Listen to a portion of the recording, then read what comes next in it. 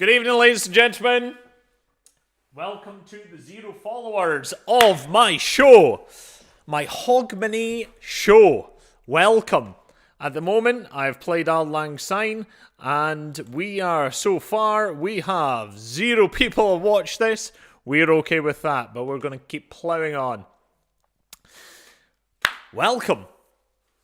That was Auld Lang Syne, and first of all, happy Hogmanay, happy New Year's Eve. Hogmanay, as we say in Scotland. Now, today, in this live stream, what I'm going to do is I'm going to be talking about Hogmanay traditions. For anybody that's watching this or watches this in the future, Scotland has a big association with New Year's Eve, and we call it Hogmanay. So I'm going to do a bit of a traditions of the Hogmanay.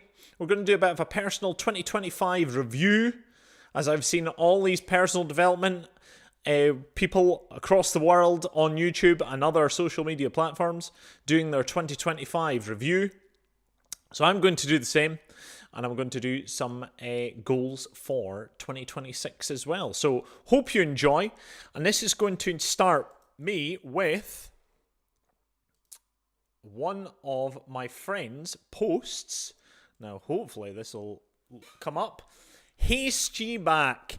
We love you dearly. Call again, you're welcome here. May your days be free from sorrow, and your friends be ever near. May the paths o'er which you wander be to you a joy each day. Haste ye back. We love you dearly. Haste ye back on friendship's way. Boom. Hogmanay.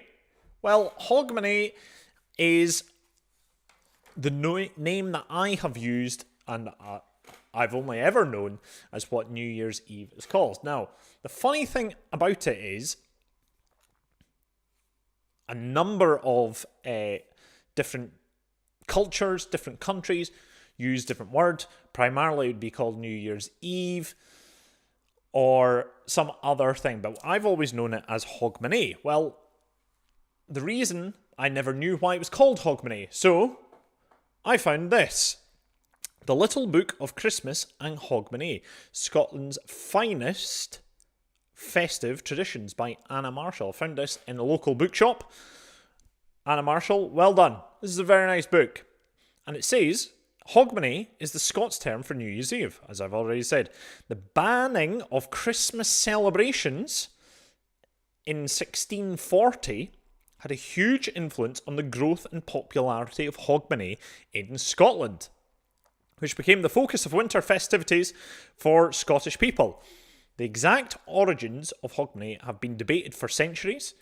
The festival itself is thought to have emerged from the combined legacies of the Roman feast of Saturnalia and the Norse festival of Yule. The origins of the name, pronounced Hogmanay, are equally uncertain. It may have come from the French word Hogmanay, meaning gala day, or from the Anglo-Saxon Haleg Monath, meaning holy month, or indeed from Huguenot, a Scandinavian reference to Yule. There is also potential etymology from the Normandy tradition given New Year presents called, I'm going to struggle pronouncing this, Hognettes.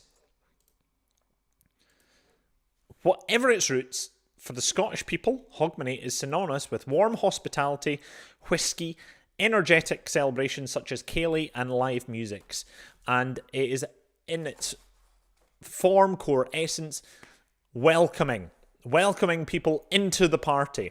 And that little phrase of haste ye back, we'd love to have you back anytime.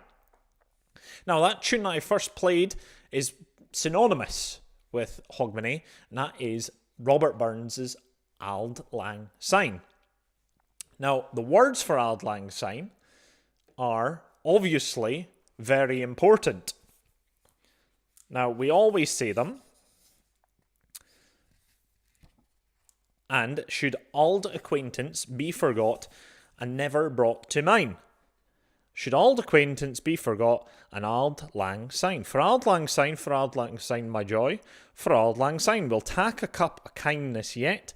for Auld Lang Syne. Now, it's obviously famous for doing a dance right at the end of a ceilidh or a party, and yeah, it's done throughout the year. So at the end of Hogmanay, when the bells go, that will be happening in our Scottish culture throughout town halls, village halls, on the TV, any parties, any weddings that are happening this evening. And that was a song written by Robert Burns, our national bard. So a lot of interesting things are associated with our Hogmanay, or our New Year's Eve, okay? And let me just grab a little bit of what I was wanting to do next. There's a few other songs that are also usually sung or played during Hogmanay celebrations or main celebrations throughout the year for us Scottish folk. And one of them is known as Wild Mountain Thyme. This is a love song. It's more a love song towards a lady, but here is the lyrics. Oh, the summer time is coming, and the trees are sweetly blooming, and the wild mountain thyme grows around the blooming heather. Will you go, lassie, go? And we'll all go together to pull wild mountain thyme all around the blooming heather. Will you go, lassie, go? Now, that is usually sung and is a song that is always sung in unison altogether, both audience and performers, okay, in the Scottish culture. But I'm going to play it.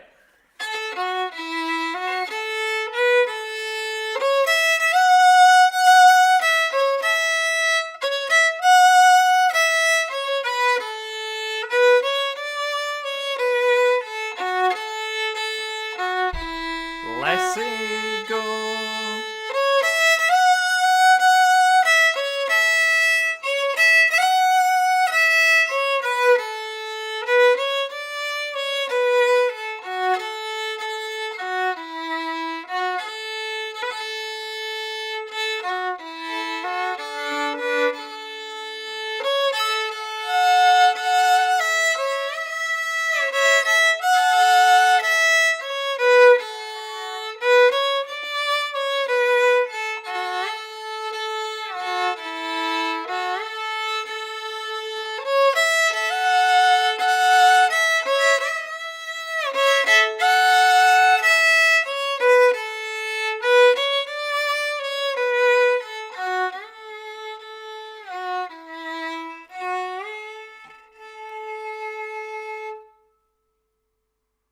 There we are. Hope you enjoyed that one right there.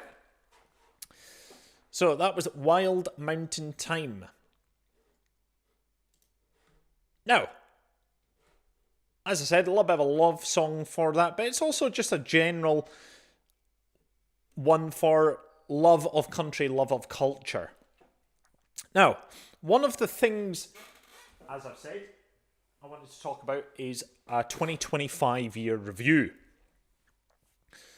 Now, I've been watching primarily some podcasts or listening to some podcasts by a guy called Chris Williamson. He's an English guy, and he usually talks about goal setting, becoming a better person. His year for 2025 has actually been massive in terms of growth online, but personally he was talking about health things, and it's weird how, and I'm still adjusting to this, it's weird how the relationship between camera, you guys in the rest of the world, have a perception of who is the actual person behind the camera. And I'm trying to figure that out as a relationship between myself and the rest of the world, which is quite funny. So one of the things that I've realised is trying to do live streaming would be a better form of communication, because you're just getting me. You're not getting an edited version, or you're not getting a recorded version. You're just getting me. So, 2025 review for me. Well, the three biggest things that I have had this year, and this comes on the back of this Chris Williamson template that he did for a New Year's review. Now, I've went through it. You can email him and he gives you this template. Well, I used it, and the big three things that I've realised, and I've already known, is I've bought a house. This is my house in Dundee, and yeah, that's probably the biggest win of this year. I now have a base. I now have a base for the rest of the world to go and travel to the rest of the world, or a safe place to come back to wherever I go. And yeah, really thankful, really grateful that I've got a base. And weirdly, it's been a blocking point for me to actually progress, because I haven't figured out what I've wanted, what I've needed to do, and that's been a struggling point. Well, at the start of this year, I started doing a coaching course called Thinking into Results by Bob Proctor. And I've been doing these sort of online coaching sessions on a Monday, Wednesday, Friday, every week since, I think, late February, early March. And one of the biggest lessons that I got from that was being in better routines, and I needed to focus on two big goals. Well, the big personal goal and the big professional goal. Well, the personal goal was to be stronger and buy a house. And the professional goal was primarily to get starting into a regular occurrence of doing this. Now, weirdly, buying a house, I have struggled to do that for a number of years, and I've never known why. And I've kept overthinking it, and I'll talk about more of that later. But big win, this is my house. This is my filing cabinet or bookcase, or if anybody knows, it's the IKEA Calyx. Second thing, I've got stronger. I've been going to the gym. I'm probably in the best shape I've been for a number of years. And yeah, better sleep, better routines. So, what do I want to do this year? That is a big thing. Now, I'm going to show you primarily hopefully that works. Yeah, there you go. I'm going to show you partly my script. What I want to do this year is, professionally, I've got broken it down into three things. I'm going to try and monetize this show, whatever it may be and transpire. I'm realizing that, as I said, with the relationship with the camera, I'm much better in person and live, not with the edited or recordings, so to speak. I think I will continue to do them, but I want to be much more consistent with this. Now, this might be either through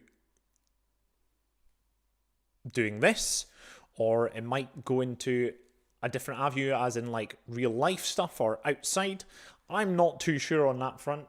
This is sort of the first serious one I'm feeling like I'm getting going with. But yeah, as of 2026, or as of in a few days' time, I don't have any work lined up. I have a blank canvas for 2026. It's exciting. I can go in a number of different directions, a number of different countries. But one of the big things I want to focus on is monetizing this show. Growing this show. And whether it be using music, whether it be using golf, I'm going to book reviews, whatever. I'm going to try and make it something that's valuable for people to watch, and something that people can gain something from it. And hopefully the people, in fingers crossed, in the future will start enjoying coming to listen to this or watch this. And yeah, I continue to enjoy doing this live, so let's do this. And that comes from a feeling of isolation in 2025.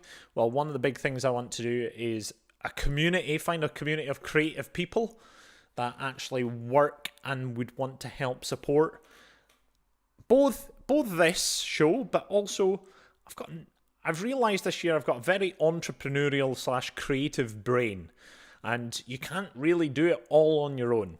You need to do it with people. So I need to find my tribe. That is the main thing I would like to do in terms of professional relationships next year. Find the creative tribe, whether it be back into music, whether it be traveling, whether it be sports or just entrepreneurial stuff. I've had lots of ideas this year, and that's come through the Thinking into Results coaching as well. So, yeah. Third thing, conduct again. I had a little bit of a taste of that this past few months, conducting the Highland Regional Youth Orchestra, taking a few rehearsals, and yeah, loved it again.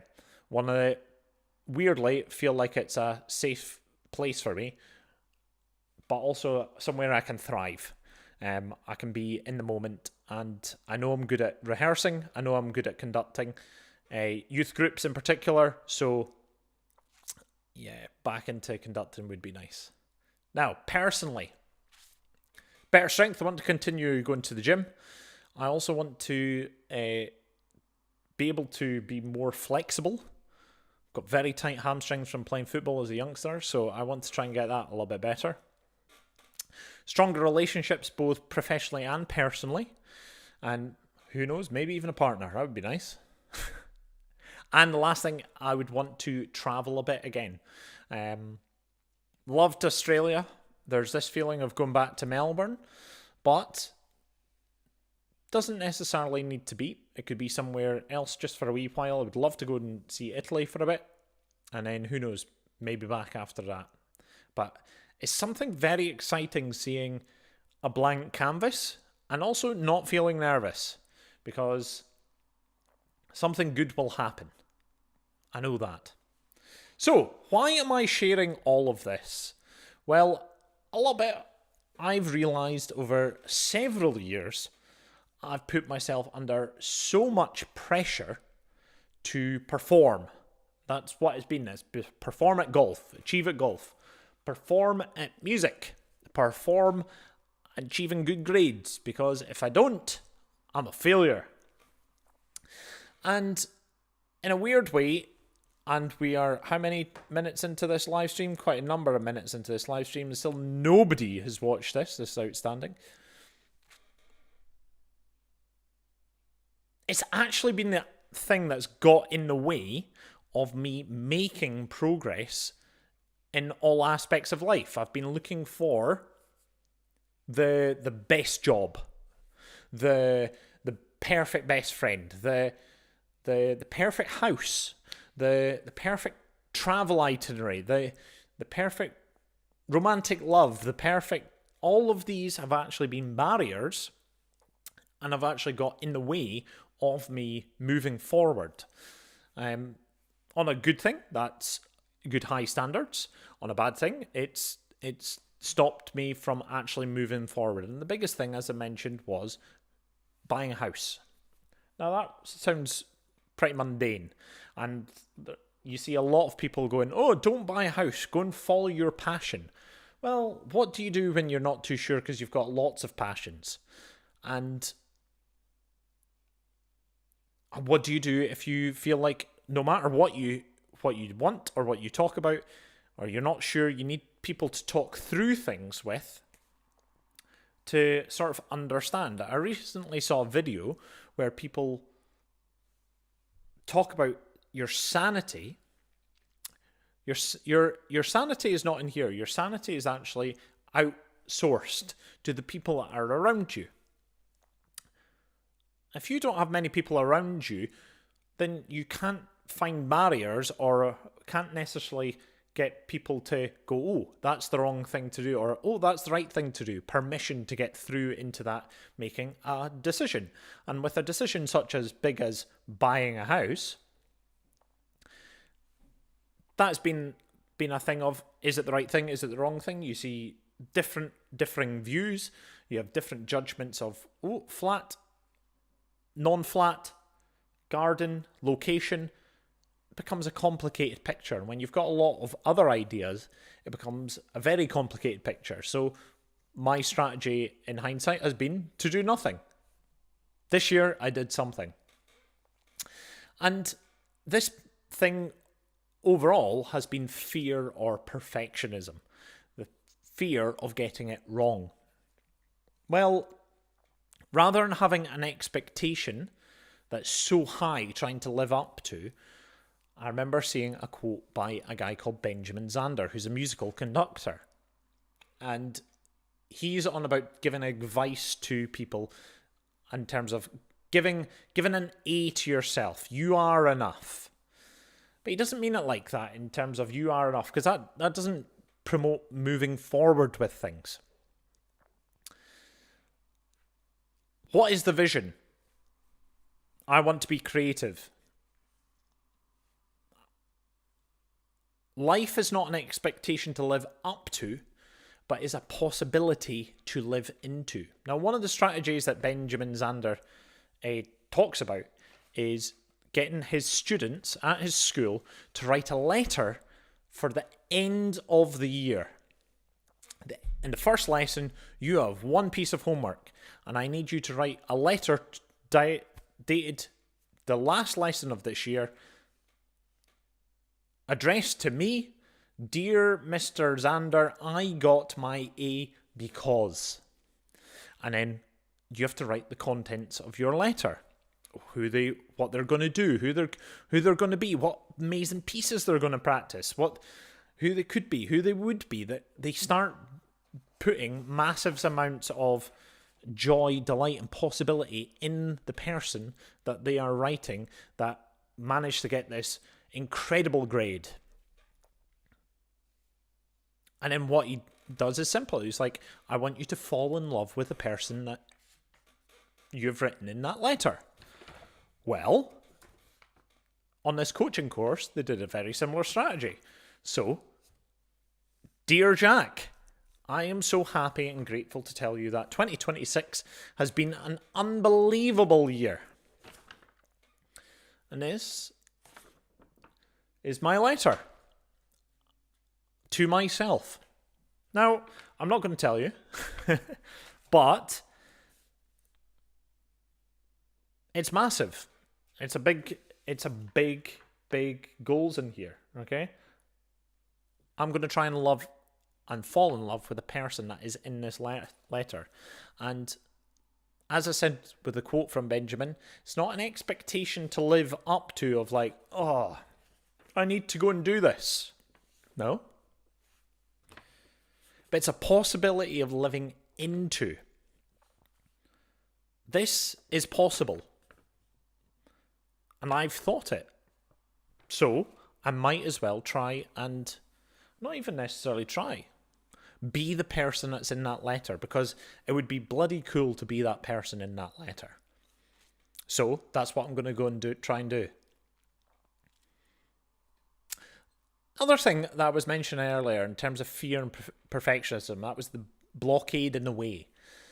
Part of this coaching course that I've been doing is called Bob Proctor, Thinking into Results. One of the lessons talks about the terror barrier. It's when you are entertaining your life on a normal thing, your X pattern, and then you're entertaining a new idea, something different that is away from your normal life. New idea. Let's say Y, your Y idea. And these two are going in opposite directions. They're battling against each other. What happens in the brain? Chaos, anxiety, depression, disease. Now, Bob even goes far to say there's no such thing as disease. It is dis-ease. Dis-ease. Makes complete sense. To get out of that, what you need to do is to go through what he calls the terror barrier, the barrier of fear, the barrier of perfectionism. Understanding that things may go right or wrong, but with the best moments or the best awareness and the best information that you have at hand, try and make the best decision with what imperfections that you have at that moment in time. Excuse me. That's what was happening in my life with regards to this. I was hitting the terror barrier. I needed to push through with that. And that overthinking has gone. I've made a decision.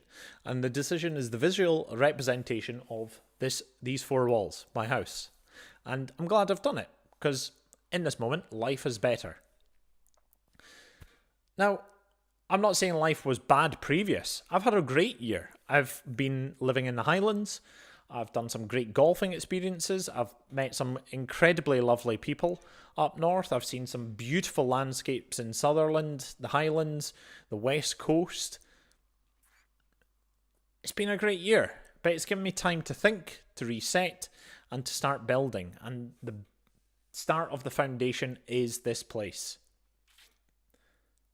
I know I haven't made it. I've only just started. And this is why I feel like everything has changed from this moment. So 2025 will always be a year that's a bit weird for me, but it's given me a foundation for a possibility to live into that something bigger is coming. And I think that's why I wanted to share all this with you tonight. Because it might provide some value to somebody that, look, I'm being vulnerable, I'm being honest, I'm being open in this moment. But I'm not here to stop and say this is bad. There he is. Carl, how are we getting on, bro? 2026 is going to be huge.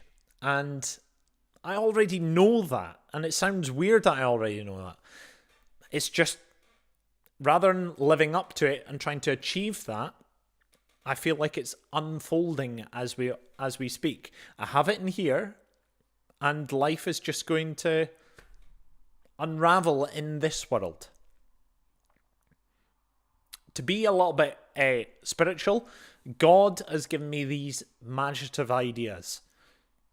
That's in this world, the one that you can't see. Faith is the belief in things that you can't see. So, I have that up here. And I'm just going to be able to see it unraveling in the physical world. And that is faith. And that is the world of possibility. And that is the world of art.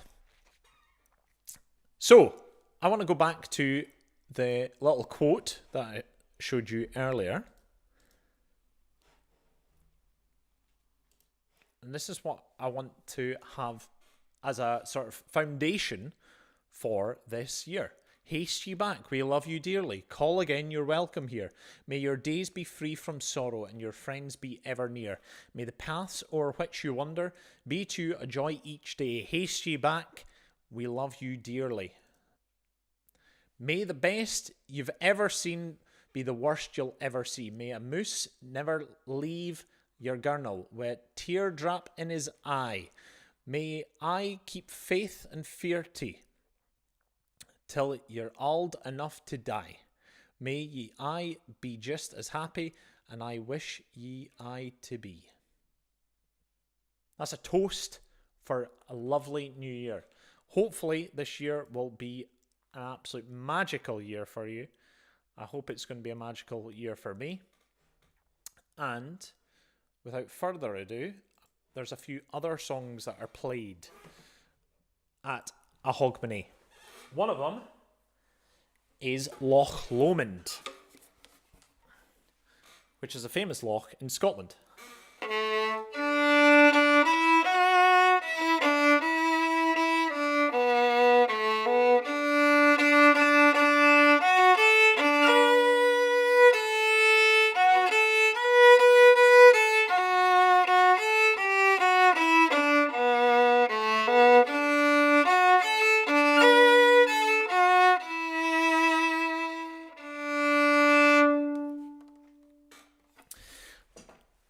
Happy New Year, folks. Hope this has been of some value to you. Cal, my guy, thank you for the message. And we will see you in 2026. Have a lovely celebration tonight. And let's make this year special. Here we go. All the best.